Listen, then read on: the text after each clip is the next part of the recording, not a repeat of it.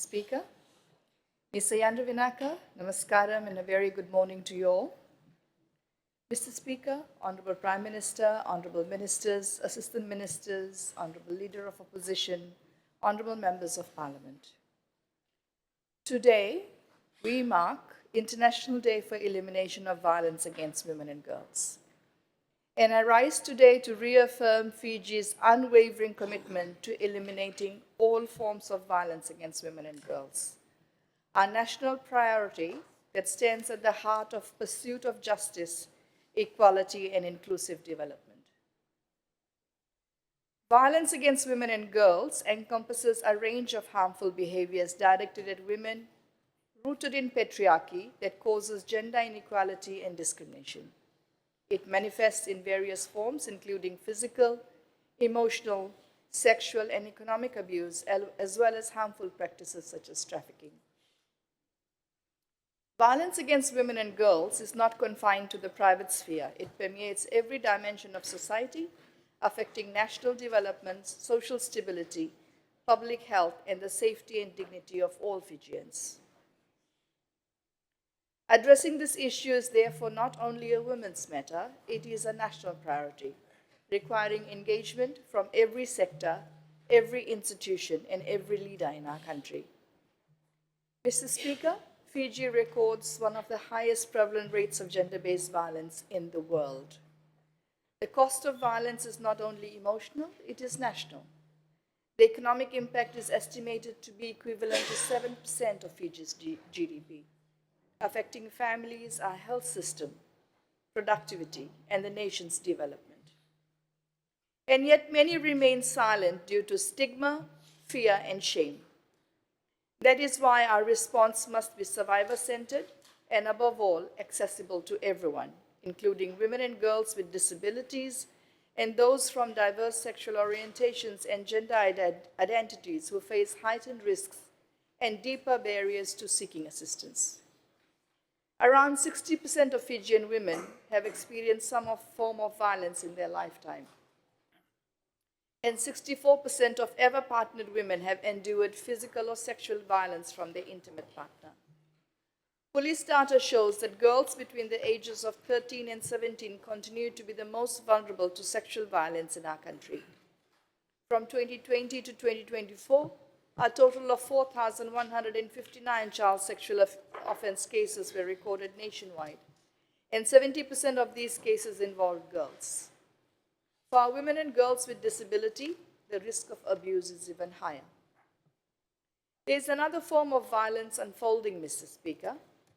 70% of HIV/AIDS cases are men, largely through injectable drug use, and they spread the virus to their wives and partners.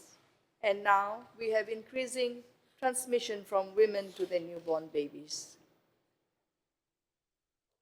Mr. Speaker, elderly women are increasingly becoming targets of violence as well. In 2024 alone, 122 cases were reported among women aged 60 and above, almost double the number recorded in 2023. This sharp increase tells us that elder abuse, including sexual violence, is not only occurring, but is finally becoming more visible and more frequently reported. These realities expose a dark truth. The cycle of gender-based violence in Fiji spans across generations, from our girls to our grandmothers. As a nation, we can no longer allow silence, stigma, or fear to shield perpetrators. Today, harm is no longer confined to physical spaces. It now crosses digital borders, amplified by technology, anonymity, speed, and reach. Women and girls face cyberbullying, non-consensual image sharing, digital stalking, hate speech, and fake online content. These attacks silence women's voices and erode confidence in leadership. The government, our coalition government, has taken decisive steps in recent years to strengthen prevention, protection, and coordinated action. The rollout of the National Action Plan to prevent violence against all women and girls represents Fiji's historic shift towards a unified, evidence-based prevention agenda. The Service Delivery Protocol is a key mechanism that ensures coordinated, survivor-centered response, strengthens accountability, and promotes consistent, high-quality services for women and girls. The protocol is currently being updated following the June review process, with its finalization scheduled at validation workshop this week. Following Fiji's constructive dialogue on CEDAW in April 2025, we have intensified efforts to implement the concluding observations, ensuring that our policies and programs remain fully aligned with international obligations. Strengthen coordination through the National Women's Machinery, together with cross-ministry partnerships, and has enhanced the delivery of gender-responsive services. We are investing in the capacity of frontline responders, including police officers, healthcare workers, social service providers, and community advocates who play a vital role in ensuring safety, justice, and timely support for survivors. Community outreach programs in collaboration with faith-based organizations, traditional leaders, and youth groups continue to drive awareness and promote behavioral change at the grassroots level. Mr. Speaker, the government is also deepening its focus on primary prevention, recognizing that lasting change requires addressing harmful norms, attitudes, and behaviors that perpetuate violence. This includes engaging men and boys as partners, empowering faith leaders and community gatekeepers, and strengthening interventions within schools, workplaces, and youth leadership programs. Preventing violence before it occurs is our most powerful long-term strategy. At the same time, we remain committed to ensuring survivor-centered and trauma-informed support services. The government works closely with partner organizations, including funding toll-free lines 1560, that's the National Domestic Violence Helpline run by Fiji Women's Crisis Center, and 1325, Child Helpline run by Medical Services Pacific. This involves working with partners to provide shelters, counseling services, and access to justice, healthcare, and social protection. I wish to acknowledge the essential contributions of civil society organizations, community-based groups, and frontline responders who remain at the forefront of supporting survivors and advocating for safer communities. I particularly wish to pay tribute to Shamima Ali and Fiji Women's Crisis Center for their tireless advocacy on elimination of gender-based violence over the years. I also pay tribute to Fiji Women's Rights Movement, House of Sarah, Fiji Council of Churches, Empower Pacific, Medical Services Pacific, and all the CSOs and faith-based organizations, advocates, researchers, and frontline service providers. I thank the Methodist Church for launching their domestic helpline yesterday.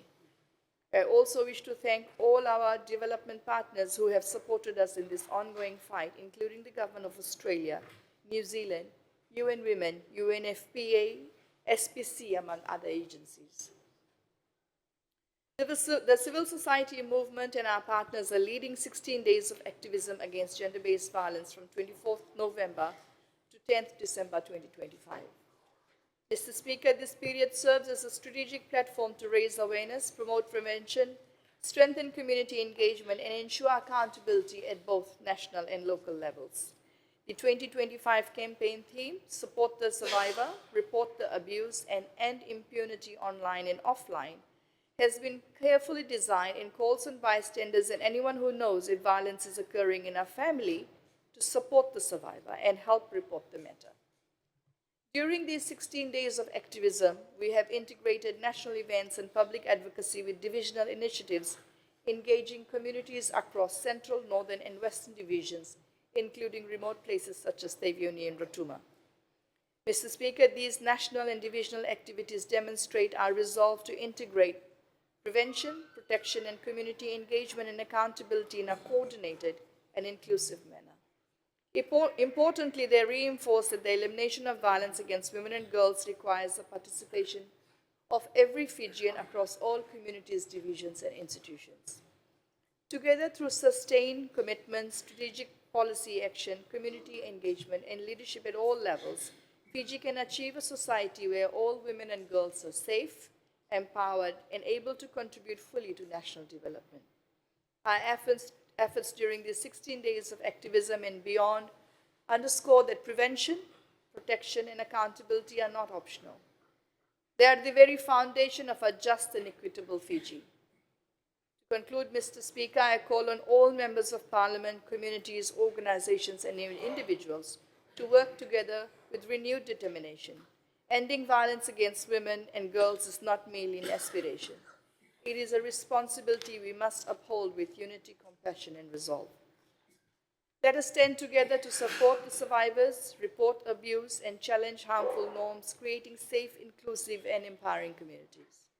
Through sustained collaboration and committed action, we can eradicate gender-based violence and ensure a brighter, safer, and more equitable future for all Fijians.